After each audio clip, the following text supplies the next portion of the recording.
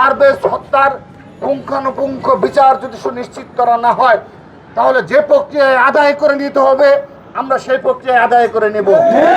করে তাদের সন্তান হারিয়েছে, কিন্তু এই ধরনের হাজারো সন্তান তাদেরকে আগলে রাখার জন্য আমরা জাগ্রত থাকব। সেজন্য তোমাদের সবার প্রতি আমার বেসরকারি বিশ্ববিদ্যালয় ছাত্র দলের সকল নেতৃবৃন্দ এবং সবার প্রতি সেই আকুল আবেদন জানাচ্ছি। সেই সাথে আবারও আমাদের পারভেজকে হত্যা করা হয়েছে, পারভেজকে কখনো ভুলে যাব না। পারভেজ হত্যার পুঙ্খানুপুঙ্খ বিচার যদি সুনিশ্চিত করা না হয় তাহলে যে প্রক্রিয়ায় আদায় করে নিতে হবে আমরা সেই প্রক্রিয়ায় আদায় করে নেব।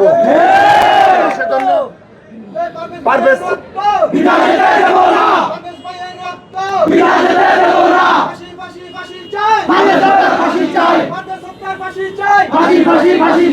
আজকের এই সমাবেশ থেকে আমি প্রশাসনের প্রতি বিনীত অনুরোধ করছি, কারোর প্ররোচনায়, কোনো প্রভাবশালী মহলের প্ররোচনায় আপনারা সঠিক তদন্তে কোনো গাফলতি করবেন না। আপনারা যে রিপোর্ট প্রদান করেছেন তদন্ত রিপোর্ট, আবারও আহ্বান জানাচ্ছি যে প্রভাবশালী মহলের ইন্ধনে কতিপয় সন্ত্রাসীকে বাদ দেওয়া হয়েছে চার্জশিট থেকে, তাদেরকে এবং সবাইকে আজকের এই আনন্দ মিছিলে সম্পৃক্ত হওয়ার জন্য ধন্যবাদ জানাচ্ছি।